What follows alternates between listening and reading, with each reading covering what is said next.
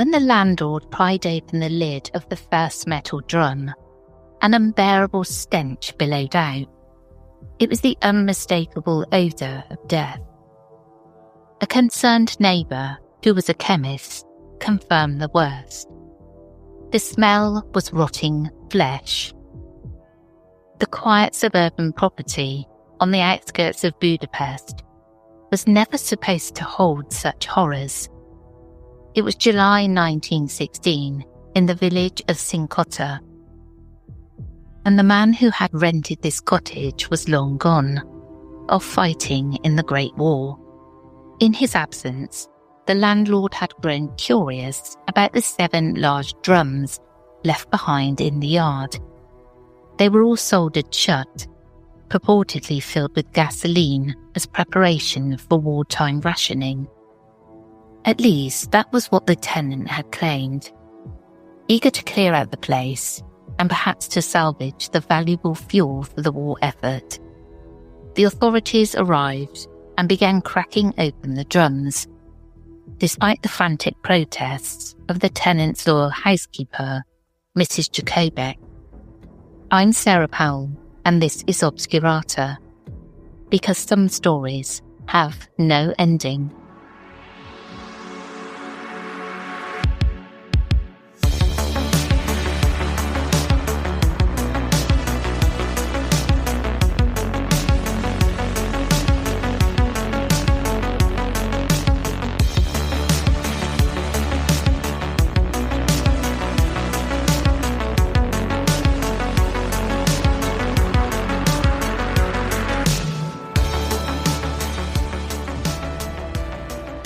Detectives from Budapest, led by Chief Karoli Nagy, gathered around as the first drum was fully opened. Inside was a woman's body, naked and preserved in a brine of wood alcohol, a rope still tied around her neck. Nagy and his men recoiled at the sight, and then pressed on to the next drum, and the next. One after another, each metal barrel revealed similarly gruesome contents. The corpses of young women, some partially clothed, were packed inside, all strangled with ropes. In a few cases, the bodies even bore twin puncture wounds on the neck, as if something had pierced their flesh. The bodies had been drained of blood, which led some on the scene to whisper that the killer might have been practicing some form of vampirism. The wood alcohol, methanol, in the drums had kept the corpses eerily well preserved, essentially pickling them to death. By the time the police finished searching the grounds, they had uncovered a nightmare. Those first 7 drums were only the beginning. More metal barrels were found buried around the property, each one hiding another human corpse. The tally of victims climbed into the dozens. In total, at least 24 bodies were recovered from the house and garden. Nearly all were women, the unfortunate remains of vanished sweethearts. But one was male. This lone man's identity would soon expose a dark secret from the tenant's past. For the authorities, the scale of the killing was almost beyond comprehension. It was as though they had uncovered an entire clandestine graveyard of pickled corpses lying in a suburban backyard. They realised they were dealing with the handiwork of a prolific serial murderer, someone who had been able to operate undetected for many years. And the name of the tenant who had rented this horror-filled house was already known to everyone in town: Béla Kiss. Not long before these gruesome discoveries, Béla Kiss had been regarded as an upstanding citizen of Cinkota. He was a handsome, blonde-haired tinsmith in his mid-30s who owned a prosperous business and even hosted lavish dinner parties for his neighbours. Charming and intelligent, Kiss was widely liked and trusted.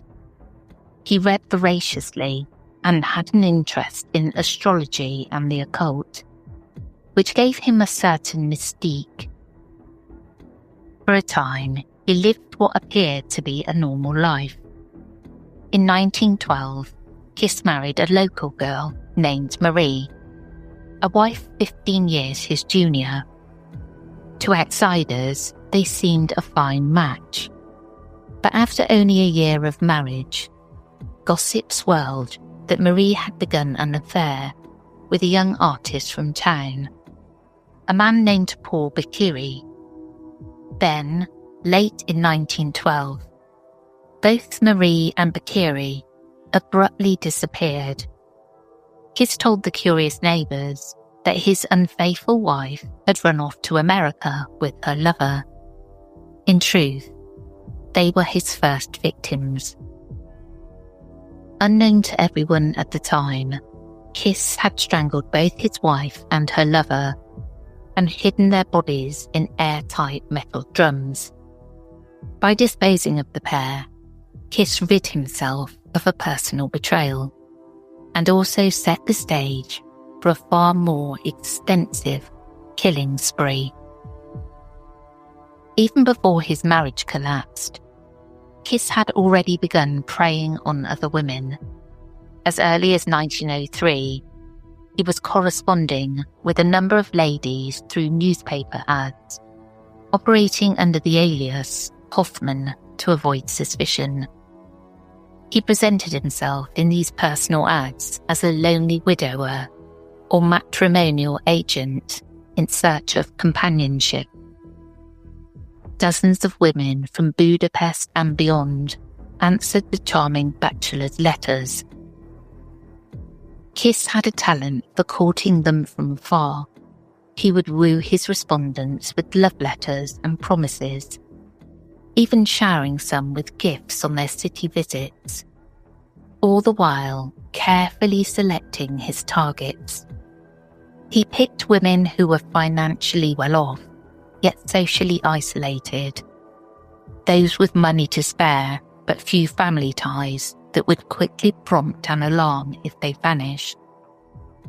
Many of his correspondents were middle-aged women, yearning for romance. Some had substantial savings or pensions. Kiss convinced several to send him money or even sign over financial assets, often on the pretense of preparing for their future life together. One woman, a dressmaker named Catherine Varga, sold her entire business and prepared to move to Cinkota to marry this enchanting suitor, only to disappear forever. In total, more than 170 women responded to Kiss's advertisements, and he entered into correspondence or courtship with at least 74 of them. Countless Lonely Hearts letters were exchanged, each one a potential death warrant. Whenever a woman grew too suspicious of his intentions, or simply had outlived her usefulness, Kiss would lure her to his home in Cinkota. There, under the pretense of intimacy or a private rendezvous, he strangled each of them with a rope, just as he had done to his wife. He then preserved their corpses in alcohol and sealed them inside airtight metal drums, which he stored on his property like grotesque trophies. Kiss carried on this deadly charade for over a decade, without drawing any attention from the police. To his neighbours, the steady parade of women visiting his house didn't raise alarm. If anything, it enhanced his image as an attractive, eligible bachelor. He was careful never to let the women be seen for long in town. His housekeeper, Mrs. Jacobek, later insisted she had little or no interaction with these lady visitors. What did catch the neighbours' eyes, however, was the growing collection of metal barrels on his property. By 1914, Kiss's yard was conspicuously dotted with large drums, and rumours began to spread.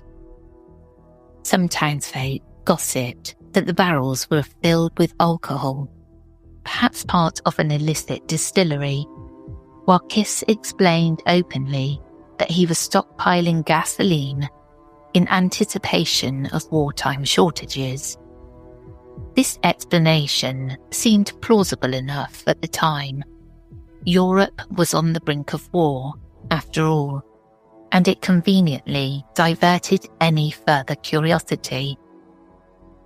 In fact, earlier that year, a local constable had come by to inspect the barrels after hearing talk of illegal liquor. Kiss jovially repeated his gasoline story and even pointed out that a good citizen would hoard fuel with a war looming. Satisfied, the officer left without opening a single drum. In the summer of 1914, World War I erupted and Austria-Hungary was plunged into conflict. Like many able-bodied men, Béla Kiss was conscripted into the army that year. Before leaving, he entrusted his home and all his belongings to the faithful Mrs. Jacobek, instructing her to look after the house in his absence. Kiss was deployed with the 40th Honved Infantry Brigade and sent to fight on the Eastern Front in the Carpathian Mountains, where the battles against the Russian forces were fierce and casualties were high. Back in Cinkota, years passed with no sign of Kiss's return. By 1916, rumours circulated that he had been killed in combat, or perhaps taken prisoner. With the tenant long overdue and presumably dead, the landlord decided it was time to clean out the house on Kossuth Street and make it available for new renters. Thus, the stage was set for the ghastly discovery of Kiss's secret. After the trove of corpses was uncovered in the barrels, Budapest authorities worked quickly to piece together the truth about Béla Kiss. Chief Detective Nagy opened a locked room in the house that Mrs. Jacobek said she had been strictly forbidden from entering. Inside, Nagy found a study filled with evidence of the late tenant's double life. Bookshelves lined the walls, loaded with volumes on poisons, strangulation techniques, and obscure occult writings. On a desk in the centre of the room sat stacks of letters and documents. Kiss's correspondence with dozens upon dozens of women, each tied in its own neat packet. There was also a photo album containing portraits of about 70 different women. Nagy realised with horror that he held in his hands the paper trail of a serial killer's decade-long campaign of seduction and murder. The letters dated back years. The oldest was postmarked 1903, suggesting that Kiss had begun his crimes long before anyone in Cinkota suspected a thing. Among the documents, Nagy also found old court records. At least 2 women had initiated legal proceedings against Kiss for fraud, accusing him of taking their money on the promise of marriage, but their cases were dropped when both plaintiffs mysteriously vanished before their court dates. Now the fates of those women were gruesomely clear. Mrs. Jacobek, the housekeeper, was stunned by the revelations. She swore that she had no knowledge of her employer's horrific activities. She had remained fiercely loyal to Kiss, even defending his character to the police. Later it emerged that Kiss had left Mrs. Cinkota a small sum of money in his will, perhaps as a reward for her silence, or simply for her years of service. Investigators were initially suspicious that she might have been complicit in the murders, since she had been living on the property the entire time. But in the end, no evidence linked her to the crimes. Cinkota was eventually cleared of any wrongdoing, but you can only imagine her guilt and horror upon learning what had transpired under their roof. As for the victims, Nagy's team did their best to identify the remains. In some cases, they matched names from Kiss's letters to missing persons reports. One body was found with a piece of clothing embroidered with the name Juliana Pashak, later identified as a woman who had sued Kiss for defrauding her of money on the promise of marriage. Her case had been thrown out and she failed to appear in court. Several of the other exhumed corpses corresponded to women whose love letters were found in the secret room. Perhaps most shocking of all, among the dead was a young woman labelled Mrs. Kiss.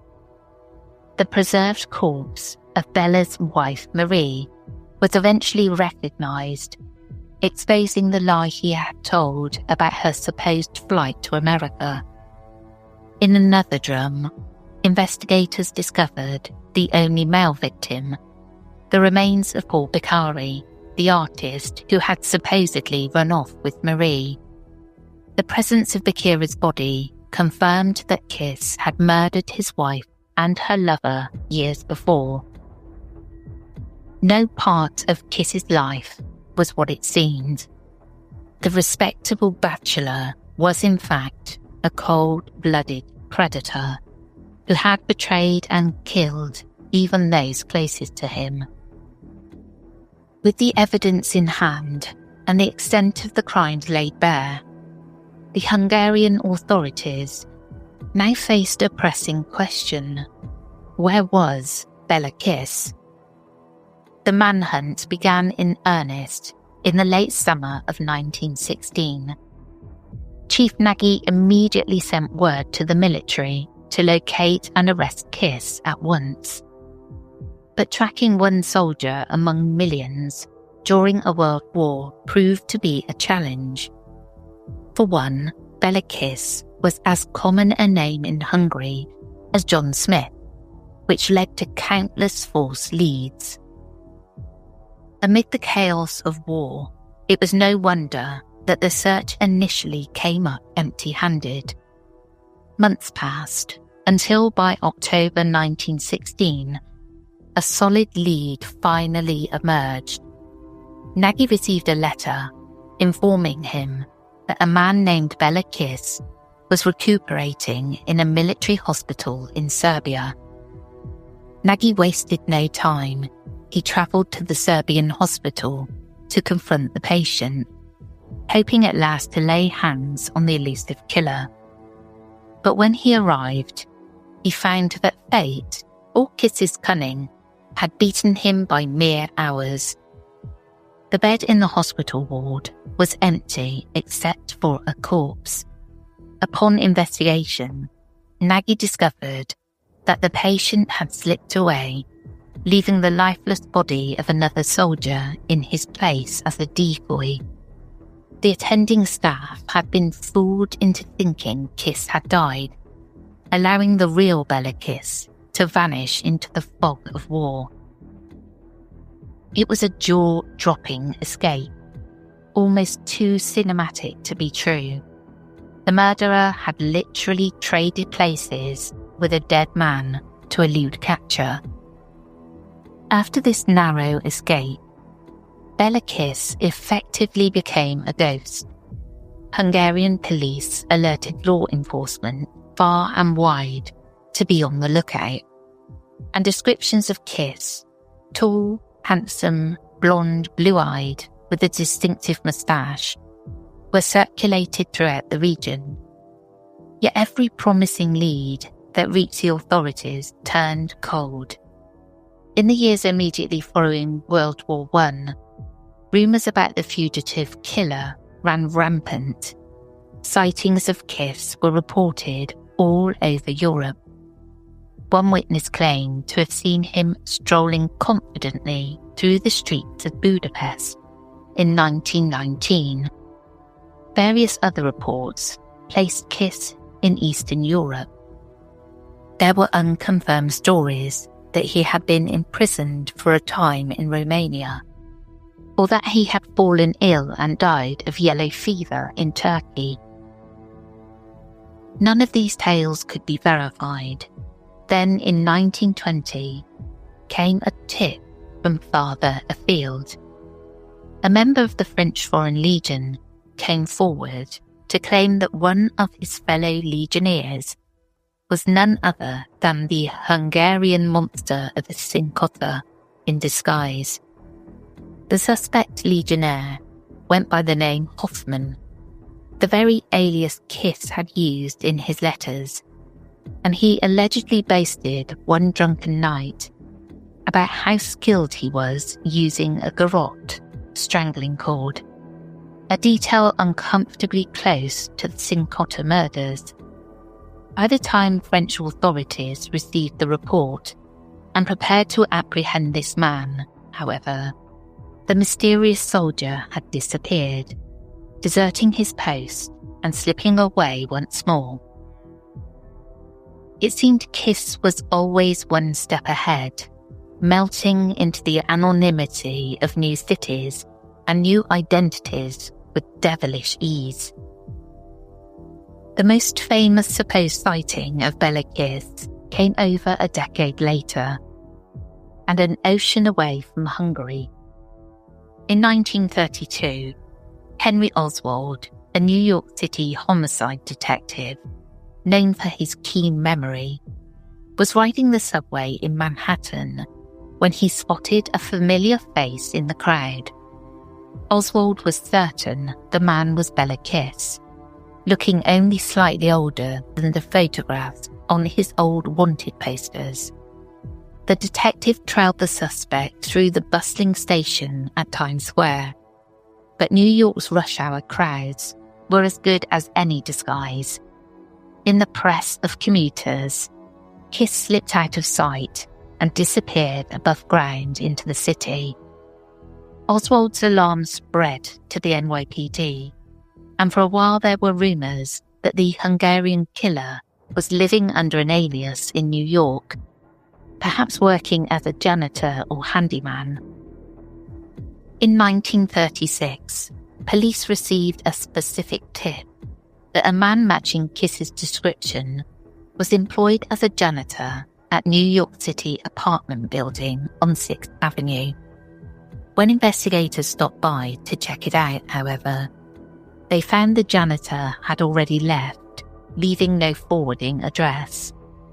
Each time authorities came close, Bela Kiss melted away like a shadow at dawn. After 1936, the trail of Bela Kiss went cold for good. There were no further credible sightings of the murderous tinsmith from Cinkota. By then, he would have been nearly 60 years old. Perhaps the fugitive finally met his end, under an assumed identity somewhere, or perhaps he lived out his days in quiet obscurity, ever wary of a knock at the door. The truth is that no one knows what became of him. Kiss never answered for his crimes. He remains one of those rare serial killers in history whose identity was known to police, yet who still escaped justice entirely. In Hungary and elsewhere, his story took on a life of its own. He had become more than just a man. He was a legend of evil, immortalized as the monster of Cinkota, and even dubbed the vampire of Cinkota, for the macabre hints that he drained his victims' blood. In the imaginations of many, he had become a real-life bogeyman, a figure from folklore, as frightening as any urban legend. It's been over a century now since the barrels of corpses were pulled from that quiet garden in Cinkota. The house on Kossuth Street is long gone or changed beyond recognition, but the dark tales of its former tenant still send shivers down the spine. We will likely never learn how many lives Bela Kiss ultimately claimed, nor how he spent his remaining years evading the law. All we have are the facts unearthed in 1916, and the persistent stories of those who claim to see his ghostly figure in the crowd. Bela Kiss's eventual fate remains a mystery. Death, as the saying goes, is the one hunter that never fails to catch up. One way or another, Kiss surely met his. Yet the absence of a concrete ending to his story has only fueled the legend. To this day, the name Bela Kiss stands as a grim byword for the unsuspecting killer next door, a man who seemed ordinary and kind, but who hid bodies in metal drums. His story is a reminder that sometimes the most terrifying mysteries are real, and that they might be living right in your neighbourhood, waiting for war or a chance to expose the truth. That's a really interesting story. I'd never heard this story before. I came across it while researching the other Obscurata episode that's coming out on Thursday. It just gives me chills thinking, because I in my mind, this person's still around, even though they're probably, really long gone. But they could be anywhere. And I guess that's like any of the monsters. They could be anywhere, not necessarily under your bed, out there. Well, that's it from me today. I hope you enjoyed. If you'd like to support this podcast, you can do so by visiting patreon.com/The Whispering Woods, where for £2.50 you can subscribe to the Obscurata tier and listen to all episodes ad-free. Or £4.50 you can listen to this podcast and our other podcast, The Whispering Woods, ad-free. We're also on Apple Premium, where for $4.99 a month you can listen to both podcasts ad-free. I want to say a quick thank you to Rod for fact-checking and editing. And as always, stay curious and sleep with the lights on, just in case.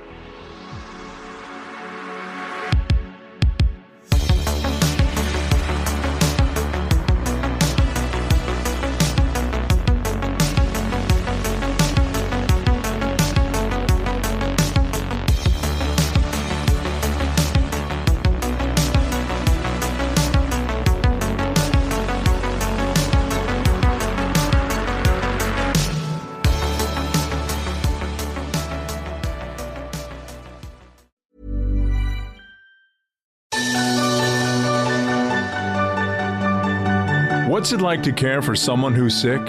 To wait for answers, to hope for healing. These are the moments our nation's healthcare teams and their patients face every single day. And it's why we do what we do. We're Siemens Healthineers, and we pioneer breakthroughs in healthcare for everyone, everywhere. Across the country, from rural communities to busy cities, our medical imaging, therapy, and laboratory solutions help providers deliver care that can be smarter, faster, and more precise. With more than 17,000 employees across the United States, we're driving innovations that support healthcare teams, strengthen systems, and truly change people's lives. Because for us, it's about more than technology, more than innovation. It's a promise, built for generations. Siemens Healthineers.